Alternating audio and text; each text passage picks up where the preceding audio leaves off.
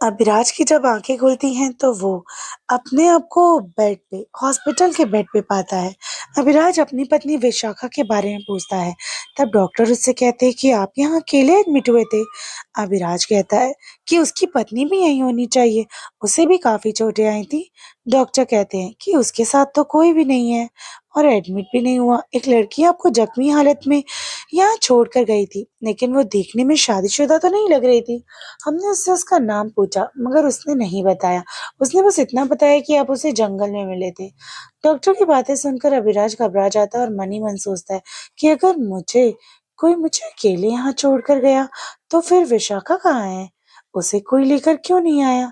तभी उसे धुंधला धुंधला सा याद आता है, जब वो बेहोश हो रहा था तो कोई विशाखा को गाड़ी से खींच कर ले जा रहा था। अभिराज तड़प उठता है। तब तक अभिराज के एक्सीडेंट की खबर सुनकर उसके पहचान के लोग हॉस्पिटल में आना शुरू हो गए थे। उसके पहचान के लोगों में उसके माता पिता और विशाखा के माता पिता और उन दोनों के दोस्त भी थे।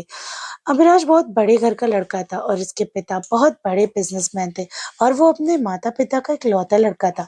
विशाखा से अभिराज की मुलाकात करीब 2 साल पहले हुई थी और 2 साल के प्यार के बाद दोनों ने शादी कर ली। अभिराज और विशाखा एक दूसरे से बहुत प्यार करते थे, इसलिए विशाखा का ना मिल पाना अभिराज को बौखलाहट से वजह बना देता है। अभिराज सोचे जा रहा था कि ना जाने विशाखा कहाँ गई होगी, किस हालत में होगी। खुद को कोसे जा रहा था कि वजह बन गया था। अभिराज सोचे जा रहा था कि न जाने विशाखा कहाँ चली गई होगी, किस हाल में होगी, और खुद को कोसे जा रहा था कि क्यों उसने विशाखा की बात मानी, क्यों उसने गाड़ी किसी दूसरे रास्ते से नहीं ली। उसकी गलती की सजा विशाखा भुगत रही है। अभिराज का केस एक एक्सीडेंट केस है, इसलिए उसका बयान लेने पुलिस इंस्पेक्टर आते हैं। मिस्टर अविनाश, अब आपकी तबीयत कैसी है? पुलिस इंस्पेक्टर पूछता है। मैं ठीक हूँ इंस्पेक्टर साहब, मगर मेरी बीवी जो कल रात मेरे साथ थी, उसका कुछ पता नहीं चल रहा है।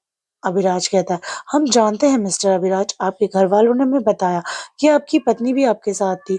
हम आपसे जानना चाहते हैं कि आपका एक्सीडेंट कैसे हुआ।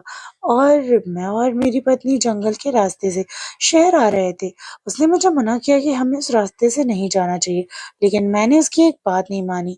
मुझे जल्दी थी शहर आने की, अचानक कोई चीज बहुत तेजी से हमारी गाड़ी से टकराई और हमारी गाड़ी पलट गई। इसके बाद जब मुझे होश आया तो मैंने खुद को यहाँ हॉस्पिटल में पाया। अभिराज की इंस्पेक्टर को पूरी बात बताता है। वो क्या चीज थी जो आपकी गाड़ी से टकराई? इंस्पेक्टर ने पूछा। मुझे कुछ नहीं पता, सब कुछ बहुत तेजी से हुआ। आप कुछ भी करिए इंस्पेक्टर साहब, पर मेरी पत्नी को ढूंढ लाइए। हम अभी जंगल की तरफ निकल रहे हैं मिस्टर अभिराज। हम जल्द से जल्द आपकी पत्नी को ढूंढ लेंगे। अब इजाजत चाहता हूँ। इंस्पेक्टर वहां से निकल गया। तुम्हारा दिमाग खराब हो गया है? तुमने हाथ आया शिकार खुद अपने हाथों छोड़ दिया। नीली आंखों वाला बहुत भयानक दरिंदा अपने सामने खड़ी लड़की से कहता है। ये वही लड़की थी जो अभिराज को शहर छोड़कर आई थी। तुमने क्या हो गया है कनिष्का? तुमने ऐसा क्यों किया? तुमने उस इंसान को क्यों छोड़ दिया? मुझे इस बारे में कुछ नहीं कहना। वो लड़की इतना कहकर वहां से चली जाती है। आखिर कौन है ये लड़की? कनिष्का। और क्या है इसका मकसद? क्यों बचाई है इसने अविराज की जान? और क्या सच में विशाखा अब इस दुनिया में नहीं रही? क्या सच में ये पिशाच विशाखा को मार चुके हैं? जानेंगे कहानी के अगले एपिसोड में।